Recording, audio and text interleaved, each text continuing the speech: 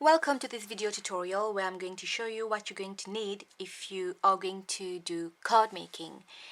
And I'm going to talk you through the basics of the materials you need, and obviously with time you're going to add to your stash, and this will enable you to create more advanced projects.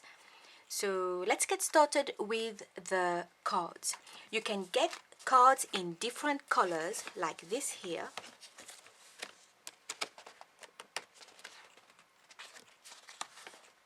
White, beige, and you can get plain ones, you can get pearlescent one. I don't know if you can see the sheen on this one, but you can basically buy them like this in A4 size, and then all you're gonna have to do is fold it in half to get an A5 size card.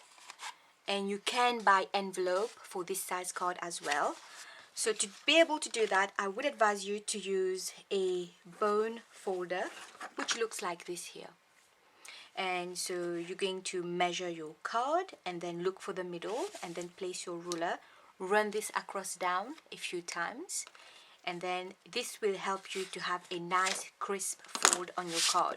So if you fold this in half, that will give you an A4 size card, and if you fold this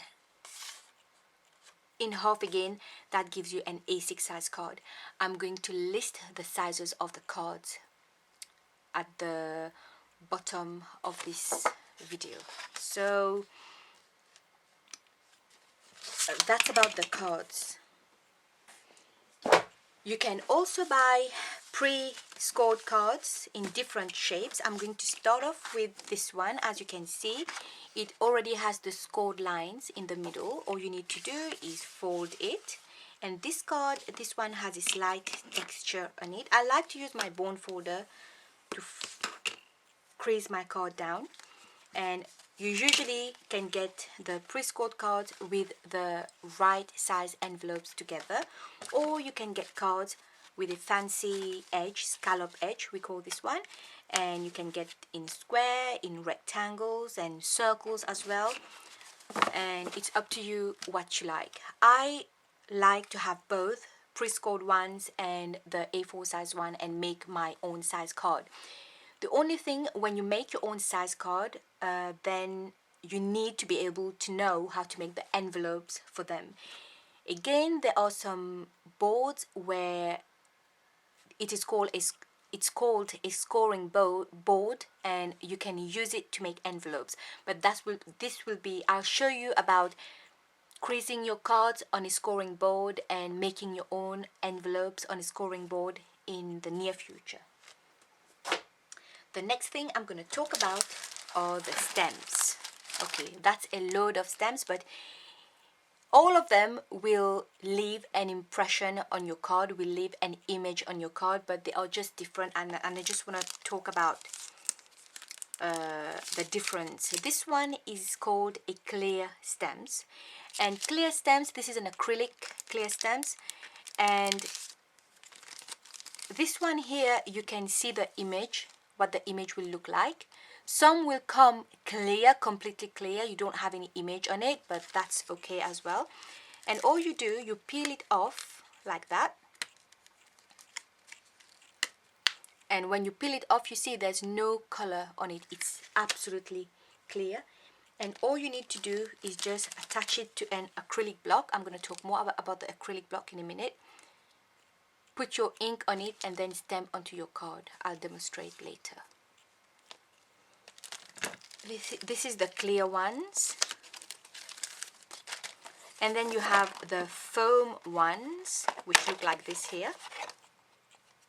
All of foam, and you can use it the same way with your ink. And all of these here are wood mounted stems.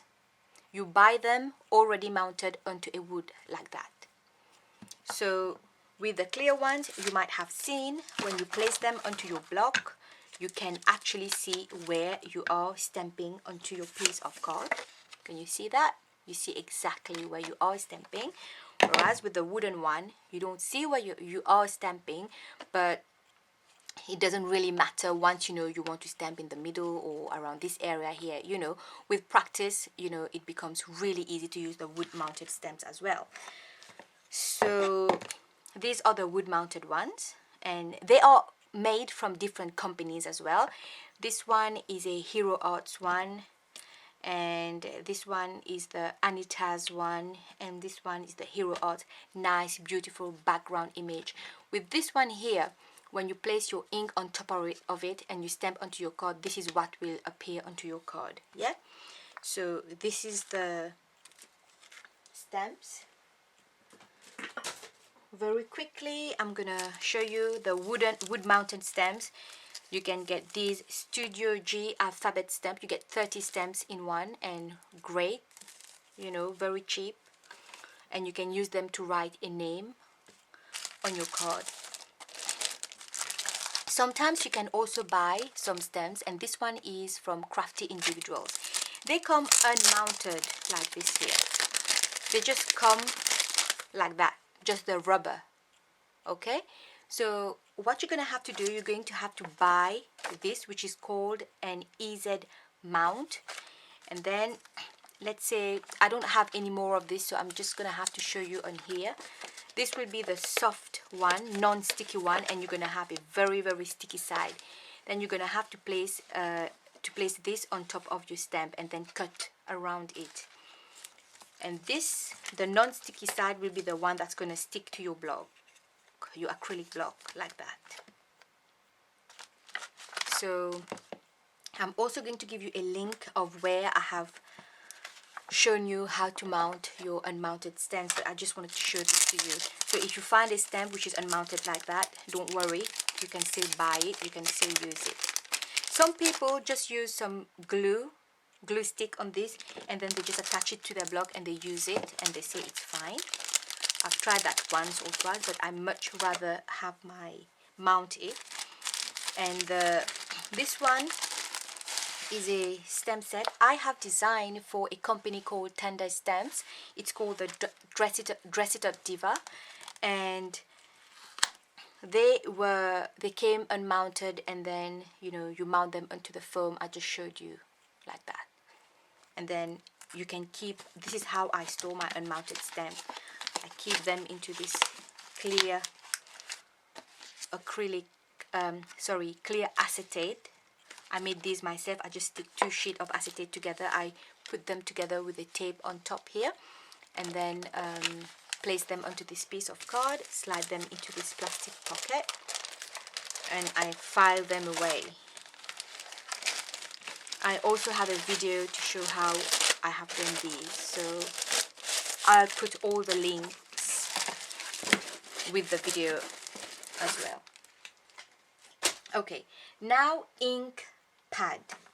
There are several types of ink, and there are so many inks out there, it can be very overwhelming. So I just want to talk about the ones that you probably need to start off.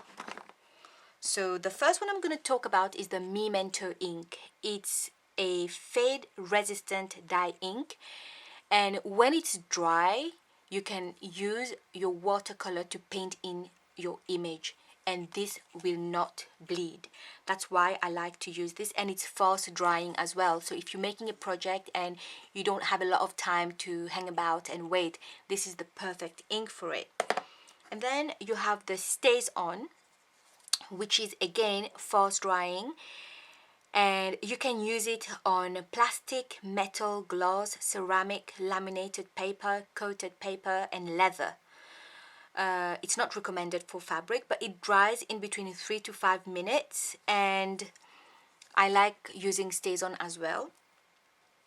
And then you have the ColorBox chalk ink, which is one of my favorite because it dries really fast, and it dries to a flat finish, almost like a chalky pastel effects. And the fact that it dries really fast, that's what I like. And you can have them in different color, in smaller smaller pad like that. And you have also the Versa Magic, which is fast drying as well, and it gives a very soft matte look. You will experience with different type of inks as you go along, as you get used to it. This one is a VersaFine black ink, and it picks up on really fine details, so this is why I like this. When I'm using an image with very intricate details on it, that's what I use. You can have an ink pad with different colors, tone of purple in one ink pad, and then use it as such. Distress ink by Tim Holtz is another ink. This one is water based, and in future videos I'll show you how to use this as well. And all of the I'm going to do part 2, so stay tuned.